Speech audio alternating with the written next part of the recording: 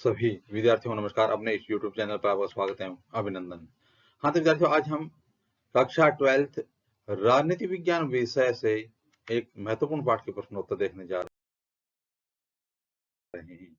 तो आज की हमारी कक्षा रहेगी 12th, विषय रहेगा राजनीति विज्ञान। और राजनीति विज्ञान में आज हम देखेंगे राष्ट्र निर्माण की चुनौतियां से संबंधित वस्तुनिष्ठ प्रश्नोत्तर। तो शुरू करते हैं विद्यार्थियों आज का वीडियो। तो आज का हमारा पाठ रहेगा राष्ट्र निर्माण की चुनौतियां। तो शुरू करते हैं आज का वीडियो।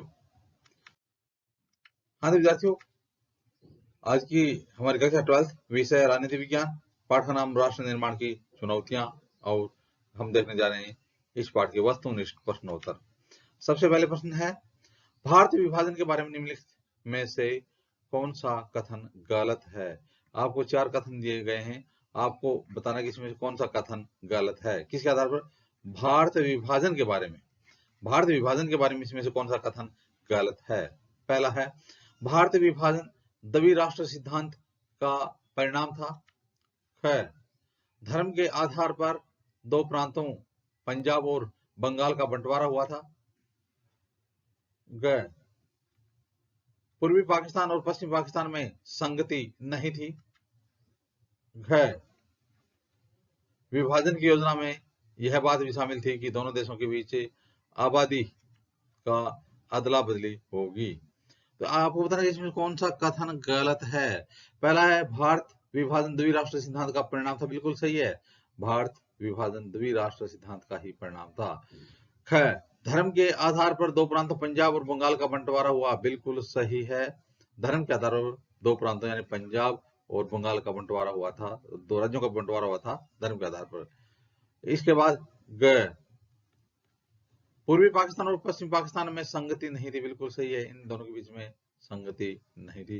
पाकिस्तान और बांग्लादेश के बीच में जो भारत है उसका क्षेत्र आता है।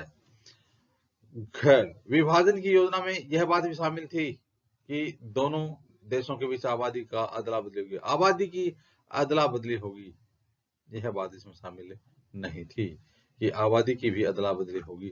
इसलिए इसमें कौन सा उत्तर है, यह कह रहा है कि कौन सा कथन गलत है। यह गलत हो जाएगा कि विभाजन की योजना में यह बात भी शामिल थी कि दोनों देशों के बीच आबादी की अदला बदली होगी। आबादी की अदला बदली होगी ऐसा कोई पहले से तय नहीं था, इसलिए यह कथन गलत हो जाएगा।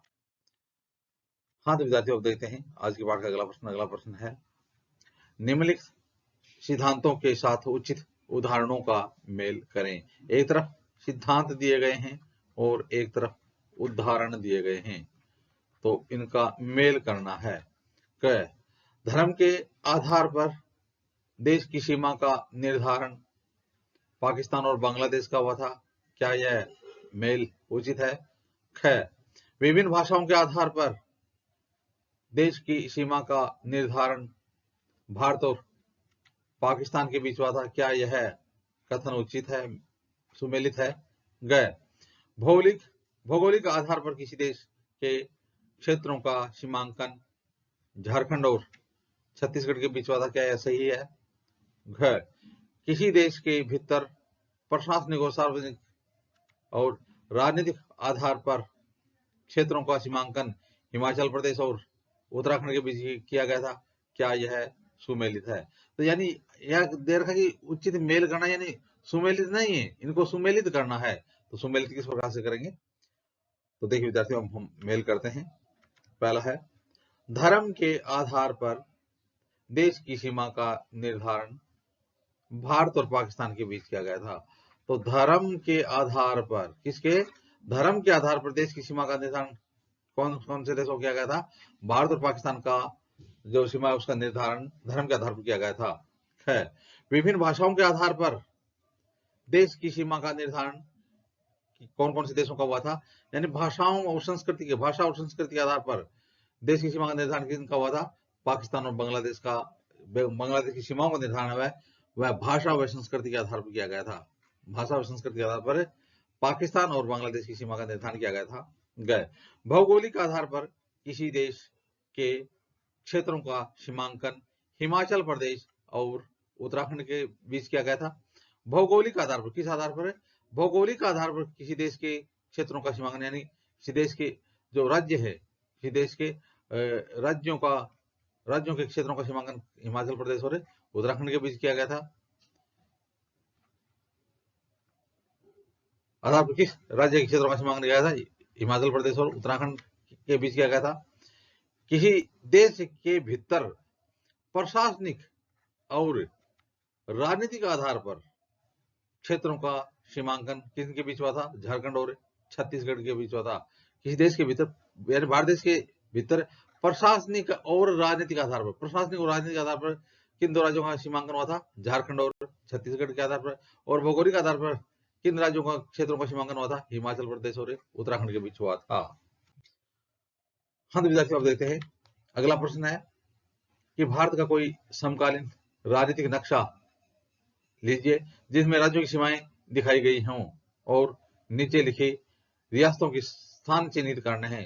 कौन कौन सी रियासतों के स्थान चिन्हित करने हैं? ग्वालियर, उसके बाद में मणिपुर, उसके बाद में जूनागढ़ और मैसूर। इन जो भारत का जो नक्शा है, उस नक्शे में इन राज्यों की सीमाओं को दिखाना है। तो देखिए विद्यार्थियों, सबसे पहले क्या है?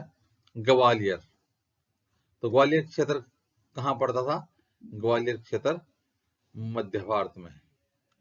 तो सबसे पहले हमने देखा ग्वालियर का क्षेत्र था, वो यहाँ ये ग्वालियर का क्षेत्र है। उसके बाद में हम देख रहे हैं मणिपुर। जो मणिपुर का क्षेत्र है वो यहाँ जो पूर्वी भारत है वहां पर ये दिखाई दे रहा है।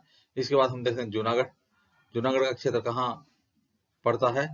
ये देखिए यहाँ पर जो सीमा है, यहाँ पर जो जूनागढ़ है इसका क्षेत्र पड़ता है। इसके बाद हम देख रहे हैं मैसूर। मैसूर का क्षेत्र है वो यहाँ पड़ता था, यह है मैसूर। तो इस प्रकार से हमने एक राजनीतिक नक्शे में ग्वालियर, मणिपुर, जूनागढ़ और मैसूर का क्षेत्र देखा। तो इस प्रकार से विद्यार्थियों, आज हमने राजनीतिक विज्ञान से संबंधित राष्ट्र निर्माण की चुनौतियों से संबंधित वस्तुनिष्ठ प्रश्नोत्तर देखे। आगे आने वाले वीडियो में इसी प्रकार से हम राजनीतिक विज्ञान संबंधित अध्ययन सामग्री देखते रहेंगे। आप भी अपने इस YouTube चैनल के साथ बने रहिए। वीडियो देखने के लिए धन्यवाद।